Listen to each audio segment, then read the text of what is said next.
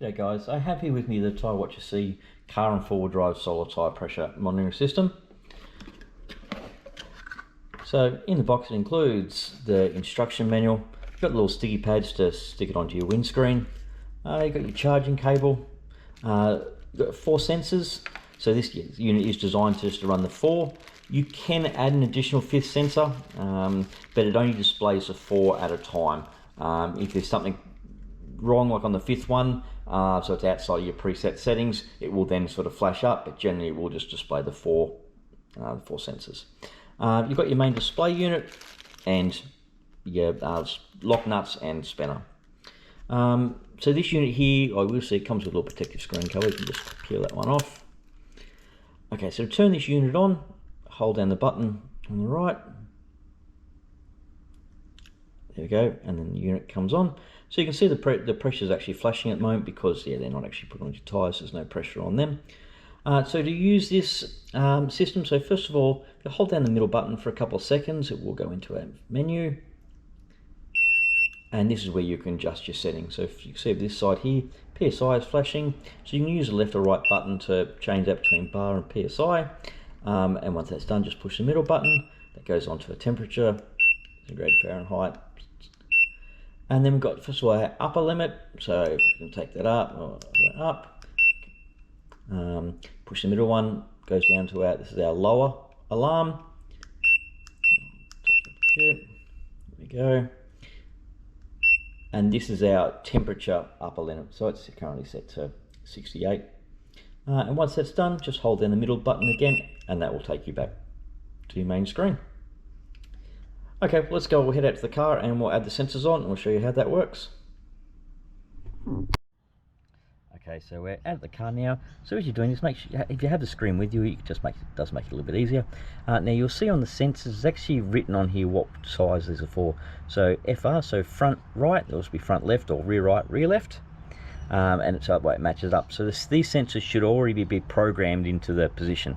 If for some reason you are replacing a sensor or moving around or something, if you check out the other video and it will show you how to reprogram them. So first thing we do is if you grab one of the locking nuts, you can put that on, and this just helps prevent the sensors from being stolen. Not that they would normally be stolen, but it does just give that little bit more protection.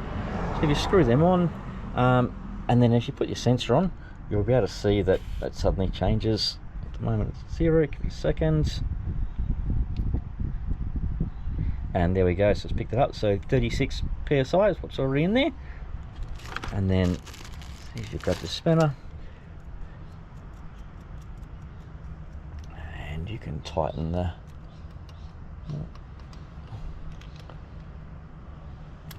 and that up to, so it make sure it's not stolen or can't come loose. So there we go. If you go around and sort of do all the other ones, and that way they should all just come up. Okay, let's jump in the car and I'll show you how to mount this. Okay, so we're in the car now. So first thing I suppose is figure out exactly whereabouts you want to mount it.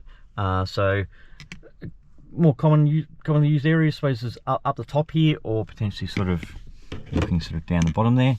One or two things to watch for. I'm not sure if you can see it on here, but you can actually, a lot of cars will have that little bit of tint just up the very top here, which will actually reduce how much sort of solar charge it's getting. So if you're doing it right there, you will lose part of that, the solar charging. So just keep an eye on that one, or often the same near your windscreen here. The extra sort of the dots on here as well will limit how much solar charge it gets. So just find where it's going to suit for you. And then on the back of the unit where the solar panel is, you've got the 2 sides. Here is where the strips go. So how it works is peel one of these strips off and you stick one on this side and the other on that side, and then you take the other top layer of this off to stick it to your windscreen. Just make sure you do give your windscreen a bit of a clean before you put it on. We can sort of send you extra ones of these if you do need them at some point. So once you stick them on, you'll be able to stick it. I just dropped it.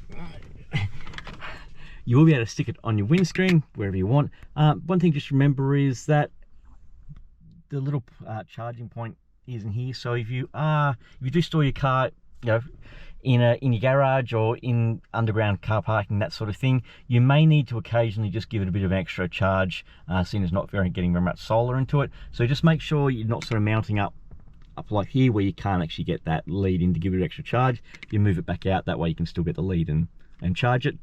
Alternatively, we have seen other people just sort of mount it somewhere else on their dash or something as well, and then they just use the cord to plug the cord in permanently to charge it that way. So it's up to you whereabouts you wanted to do it. Well, I hope that covers most of the questions for you guys. Just remember, if you are looking to be able to sort of change sensors, replacing sensors like that, there is that other video on the product page, so obd2australia.com.au. Also, if this 4-sensor unit isn't exactly what you're after, check out some of the other tyre pressure monitoring systems we have available. obd2australia.com.au. Thanks, guys.